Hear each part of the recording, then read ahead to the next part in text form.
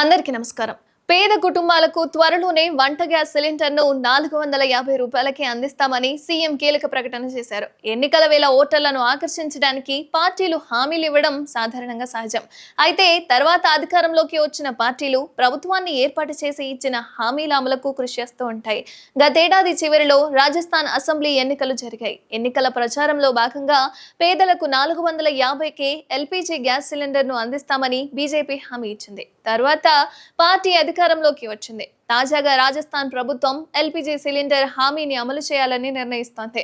దీంతో పాటు మరికొన్ని విషయాలను రాజస్థాన్ ముఖ్యమంత్రి అసెంబ్లీలో ప్రకటించారు. పేద కుటుంబాలకు త్వరలోనే వంట గ్యాస్ సిలిండర్ను 450 రూపాయలకి అందిస్తామని రాజస్థాన్ ముఖ్యమంత్రి భవన్ లాల్ శర్మ అసెంబ్లీలో ప్రకటించారు. Rajasthan appropriation bill and finance bill 2024 నుంచి 25పై సోమవారం అసెంబ్లీలో చర్చ జరిగింది. అయితే 450 రూపాయలకే ఎల్పీజీ గ్యాస్ సిలిండర్లు పొందే వారి పరిధిని వివరిస్తున్నట్లుగా సీఎం భవన్ లాల్ తెలిపారు. గతంలో ఉజ్వల యోజన బీపీఎల్ కుటుంబాలకు మాత్రమే 450 రూపాయల గ్యాస్ సిలిండర్ అయితే లభించేది. ఇప్పుడు ఈ పథకాన్ని రేషన్ కార్డున్న అన్ని కుటుంబాలకు విస్తరిస్తున్నట్లు ముఖ్యమంత్రి ప్రకటించారు. గ్రామాల్లో అటల్ ప్రగతి పథకం ద్వారా రాష్ట్ర వార్షిక బడ్జెట్ ను రాజస్థాన్ అసెంబ్లీ ఆమోదించింది. గత బడ్జెట్ లో 500 ఎలక్ట్రిక్ బస్సులను కొనుగోలు చేస్తామని ప్రభుత్వం కూడా ప్రకటించింది. అయితే అదనంగా మరో 500 ఎలక్ట్రిక్ బస్సులను అయితే కొనుగోలు చేస్తామని అసెంబ్లీలో కూడా తాజాగా సీఎం ప్రకటించారు. 10,000కు పైగా జనాభా ఉన్న గ్రామాల్లో అటల్ ప్రగతి పథాన్ని నిర్మిస్తున్నట్లుగా తెలిపారు.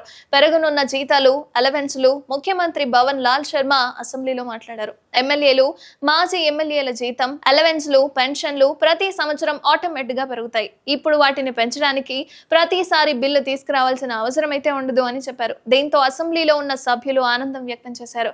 బికనీర్, భరత్పూర్ యూఐటీలను డెవలప్మెంట్ అథారిటీలుగా తీర్చిదిద్దుతామని సీఎం తెలిపారు. జైపూర్ లోని ద్రవ్యవతి నది సుందరీకరణకు కొత్త ప్రణాళికలను అయితే ప్రకటించారు. ఉద్యోగుల వేతన వ్యత్యాసాల తొలగింపునకు కూడా ఏర్పాటైన కమిటీలను, సిఫార్సులను సెప్టెంబర్ 1 నుంచి అమలు చేస్తామని స్పష్టం కూడా చేశారు. త్వరలోనే గ్రూప్ 4 కి రిక్రూట్మెంట్ ఎంతవరకైతే ఉందో నిబంధనల ప్రకారం 40% మార్కులు వచ్చిన వారు ప్రభుత్వ ఉద్యోగాల కోసం కామన్ ఎంట్రన్స్ టెస్ట్ కు హాజరు కావచ్చు. రాష్ట్రంలో త్వరలో 4వ తరగతి ఉద్యోగుల రిక్రూట్మెంట్ జరగబోతుంది. చాలా కాలంగా నిలిచిపోయిన రిక్రూట్మెంట్ ప్రాసెస్ ను కొత్త ప్రభుత్వం కొత్త నిబంధనలతో పునః ప్రారంభించబోతున్నట్లుగా ముఖ్యమంత్రి వెల్లడించారు. ఇళ్ల నిర్మాణానికి సంబంధించి నిధులు, మురికివాడల్లో నివసించే పేదల శాశ్వత ఇళ్లు నిర్మించుకునేందుకు ప్రభుత్వం 1 లక్ష కూడా ఇవ్వబోతోంది. ఆశ్రమ యోజన పథకం కింద ఈ నిధులను ప్రభుత్వం మంజూరు చేస్తుంది. ఈ పథకం కోసం ప్రభుత్వం 50 కోట్లు ఖర్చు చేయబోతున్నట్లుగా ముఖ్యమంత్రి అసెంబ్లీలో తెలిపారు.